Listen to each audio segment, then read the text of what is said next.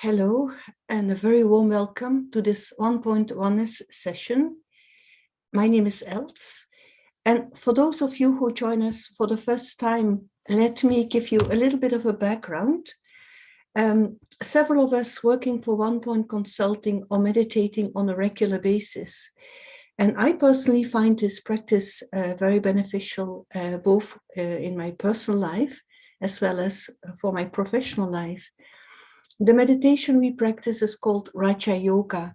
It's the yoga of the mind. We started this project in May 2020 because we felt that it would be good that we should share some of these ideas and insights with a wider audience. And that was the start of the project.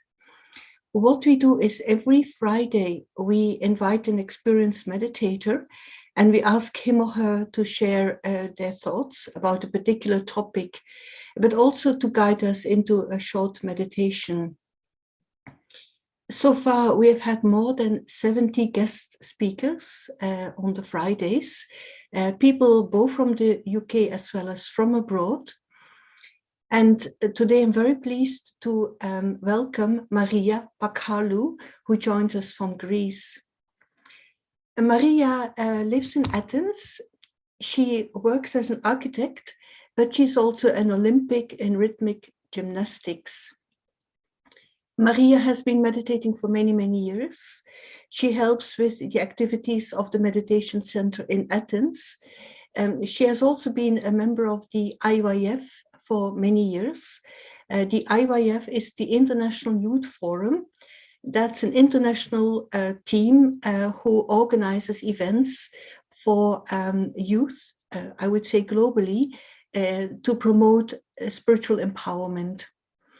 Maria has also joined the national coordinating team, and that's a small team overseeing all the activities of the meditation centers in Greece. So very warm welcome to Maria. And the topic for today is how to find your balance on uneven ground. So Maria, very warm welcome, and over to you. Thank you so much for the invitation and good day to everyone. It's actually a beautiful opportunity to find balance on uneven ground because life is full of uneven situations, and very often we may be caught up in dilemmas. We may be asked to change our mind. We may need to reprioritize our needs, even of the body, of the spirit, and it's beautiful to discover the limits of the self.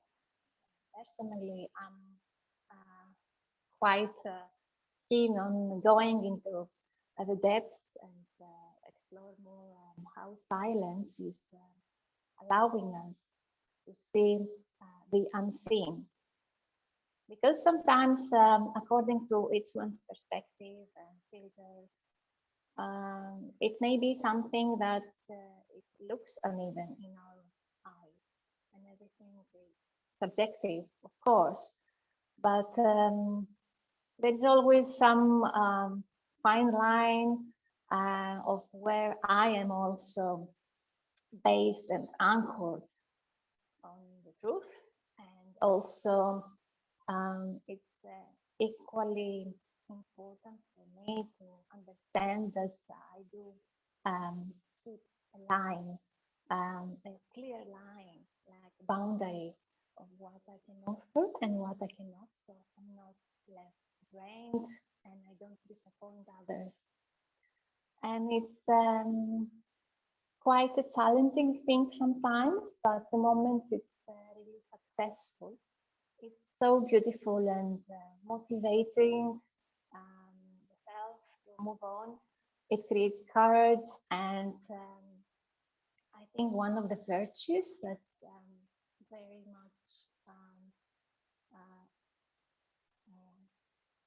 loved by the self is detachment, but also determination. Because when I see that I'm determined, Maria, there is sorry to interrupt you, but your voice is breaking. So can you fix your camera because we missed some of what you're saying?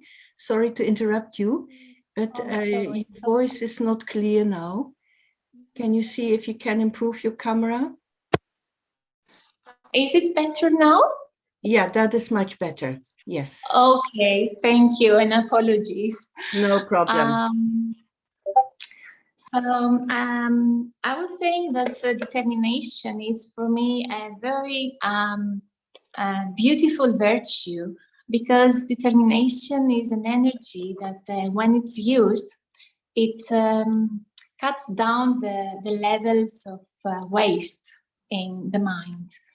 And when I manage to lessen the extra thoughts, then I feel more safe in a space of wisdom. And then there is courage I can use, and there is also self-confidence. And then once I have self-confidence, from my observation, everything becomes much more smooth, and I even understand that the universe cooperates with me. And even in sports, balance is something that varies from one sport to the other. And in fact, balance is to balance for me the inner and outer world. And in fact, they are not so different when I'm at my center of the true values and the true self. From this space, I can even meditate better. And from that place, I can also bring the energy of meditation into action, and vice versa. And so it's very, I think, vital to explore if something is really uneven, what I can do if it's not, and if I cannot do anything about it, I don't have to push and try to be a savior of any situation, because when we overdo something also, we either exhaust ourselves or we exhaust others, and we bring a problem or an issue to its climax. And in architecture also, it's the golden ratio, that it's a very good aspect to have in mind when planning. But also, because we are all architects of our lives, it's good to ponder on how to find the fine line, the golden ratio, or how to find ourselves and position ourselves in front of a situation, or in front of someone who needs some care, or someone who cannot communicate exactly or clearly the elements. And meditation for me is a sacred space. It's a space where I can create new feelings, new thoughts. I can also offer them to the humanity. And in that place, it's an art to live, it's an art to think, and it's an art to also understand what's the best for me, and not only for me, but also in the long run for others and humanity. And so we can now, I invite you to go into a meditation.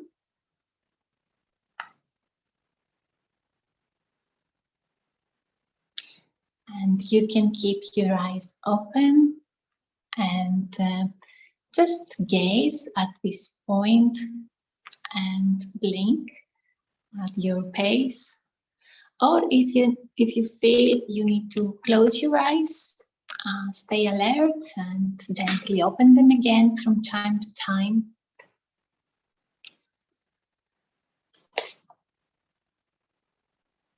and breathe in and out. Softly.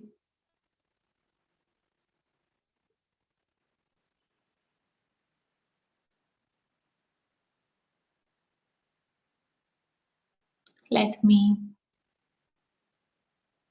have a look at my thoughts.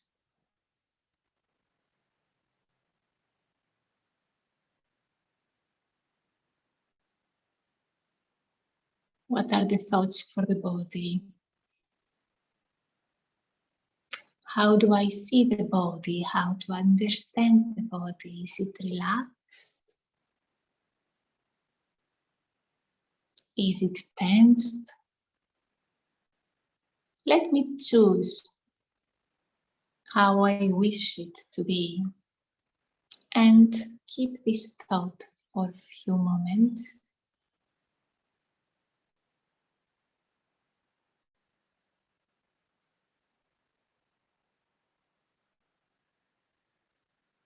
And as I breathe in and out, let me inhale peace and exhale any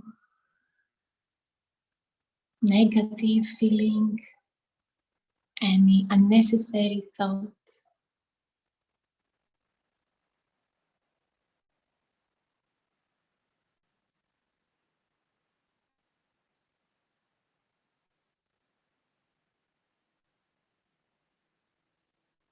And as I go deeper into this silent space,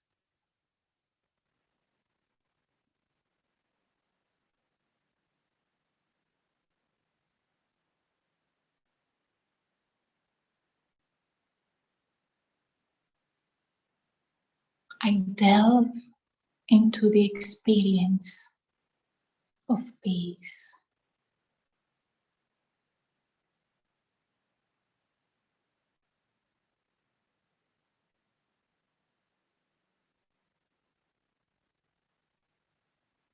In the silence of the mind,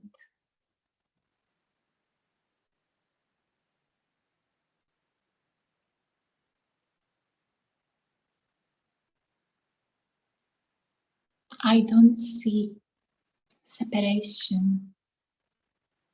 I don't see the difference.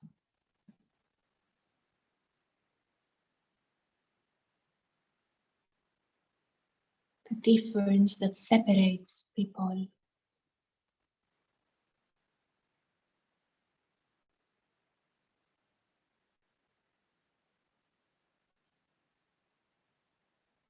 I see myself clearly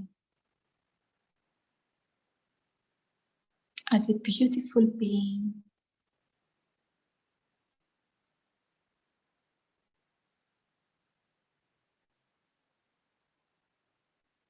I am fully present, allowing the self to just be.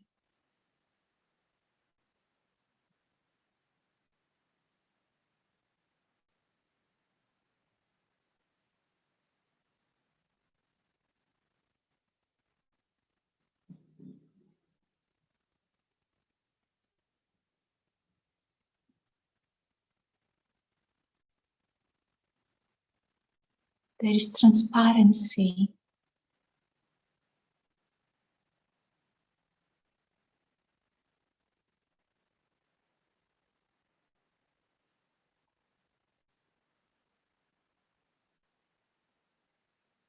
No anxiousness at all.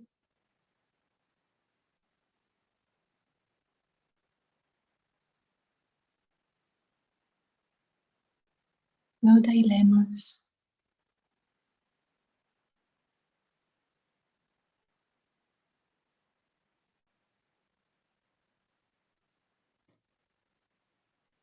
I am a peaceful being.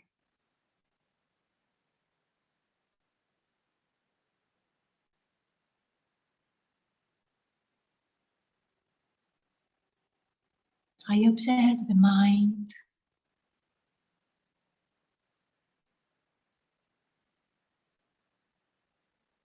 And it is getting decluttered from the many, many thoughts.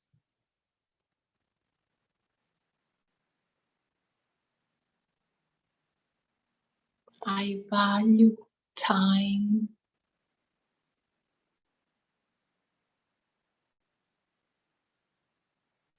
and select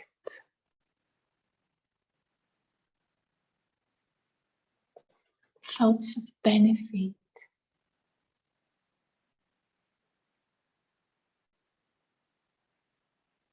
benevolent thoughts.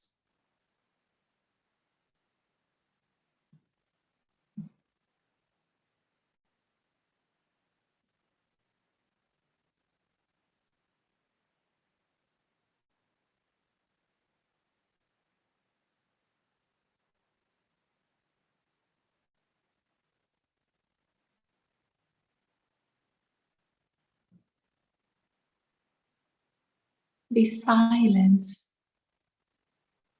and this peace cleans my lens of understanding.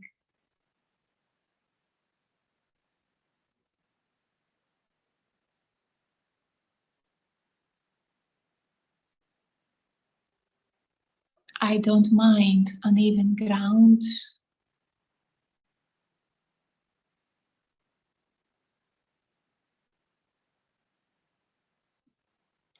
I care without worrying.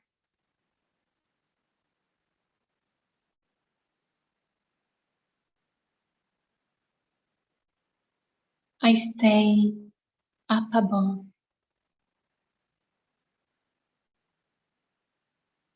I observe.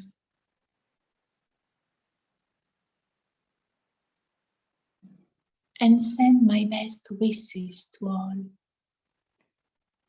starting from the self.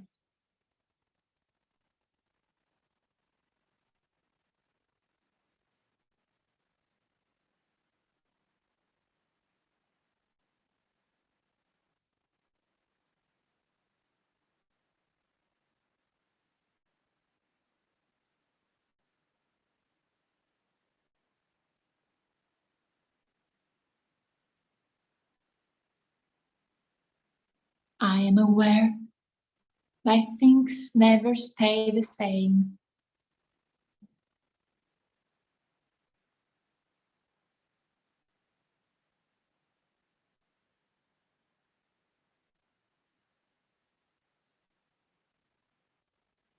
Sometimes solution appears at its own time.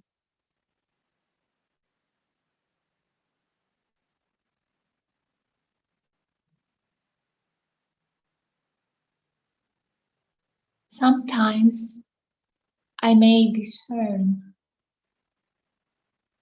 the person with the best idea to come.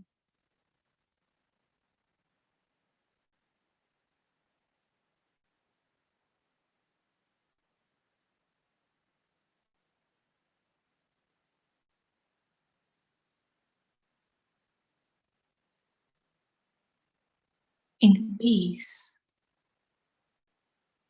I can see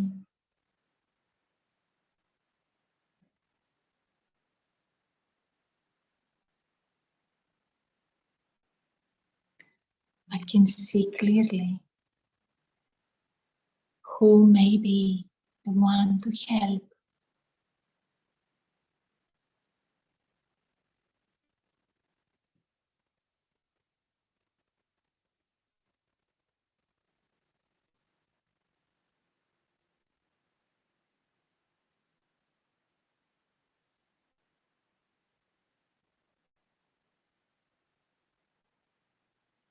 My responsibility is to lessen the way,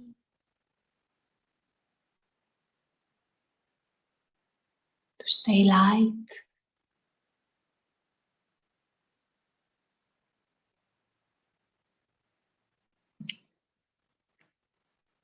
and thus be able to find the balance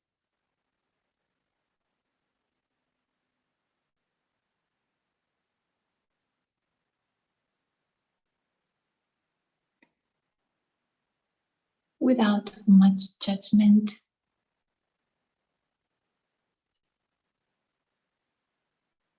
without blaming or feeling guilt.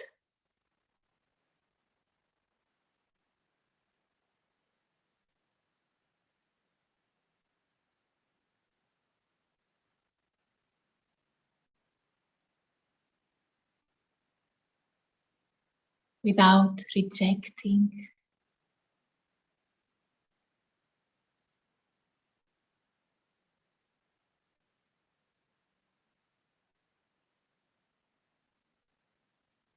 but with the attitude and the vision of a peaceful being.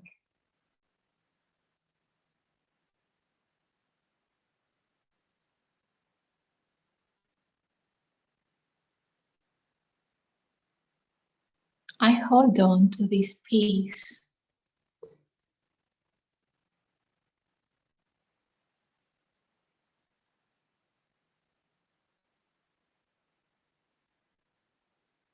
and with determination I decide to use it in action.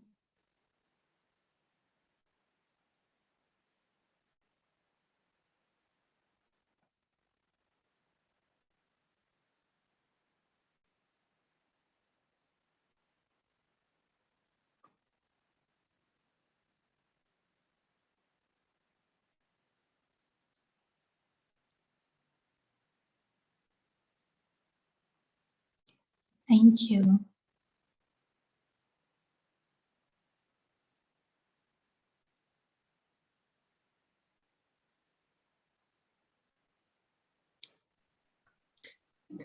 Thank you, Maria, for this beautiful meditation experience and also sharing your thoughts on this topic. We have a few minutes before we close, so I would like to ask you a question. How can meditation help us at the moment, as we are living in very delicate times? We are in a very fast changing world. How can meditation help me not to lose my hope and courage for the future? Like you were saying, we are the architects of our own lives. Can you share a little bit more about that?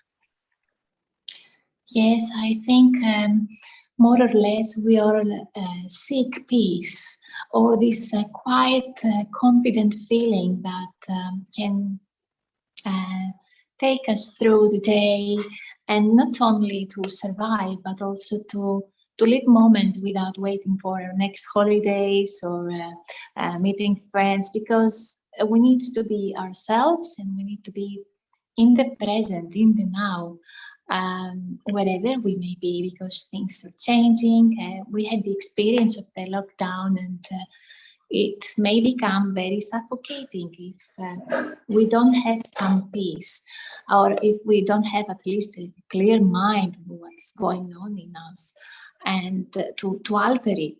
So it's for me very vital to meditate, because the value of the meditation is that we bring this type of meditation into the action, and then the quality of moments, that means minutes, days, and further on life, it's really very, very different, and it impacts others. Because I understand that everyone, we may remember a point where we said something, or we just stayed quiet, and with our presence we helped others.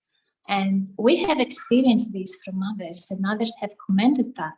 So imagine if we at some point we meditate and bring this calmness into action, if these beautiful moments that are memorable for our lives, if we create a bank of these many moments worldwide, and how different would our lives be? Mm-hmm. And also, Maria, maybe not everyone will meditate or is interested in meditation or hasn't started on a spiritual journey as such. How can I help other people who are not finding that balance on uneven ground? What do you feel about that? I think that we can just practice virtues. We can practice kindness, or we can even start our day with some thoughts like good morning to ourselves, with some smiles, and just some check and change of our attitude. It's the classic story with glass of water, if it's half filled or half empty, or even sometimes we see on the sketch there is the number 6, that you can see it as number 9. So I may think and reflect on my daily basis. Can I see this in a different way? Or can I see it in the way the other one sees it? So in this way, we can also understand each other and create a ground for a better living. Mm-hmm. Okay. Maria, I understand you have been practicing meditation for many, many years. Do you feel it also helps you in your daily practice because you work as an architect in Athens? How do you see the connection between, the benefit for you in terms of your professional life? I think what was balanced, it was being real and having the very creative mind that it was unstoppable. And also I could not, in some terms, do something that I would label as bureaucratic, because of the artistic way of thinking and living. So that was really a balance that was brought through meditation. And we all have, of course, we know that the brain has 2 hemispheres, and we also have a set of different sets of habits that pull us here or there. And I understand, my experience is that meditation, this meditation grounds things in the life. And I'm not on the sky, but also I can see things completely detached. And the best of all is that at work or wherever we are, is we can improve relationships. So it's not about building something or create a vision that's not practical for the lives of others. And without collaboration, I may insist on things, and the egocentric nature can impose attitudes or plans. But with meditation and with a creative but practical mind, I think things are more smooth, and then there's more energy in our day to do other beautiful things, like hobbies, like sharing the best self with others. And first is, I understand relationships, and then it's all the rest come. We pull them in our lives in a beautiful way to manifest. Great, thank you so much, Maria.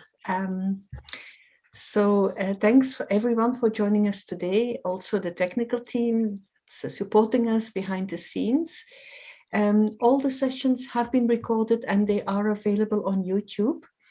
And next week we again have an interesting topic, and we have Ash Patel joining us next week, Friday, 9 a.m. UK time.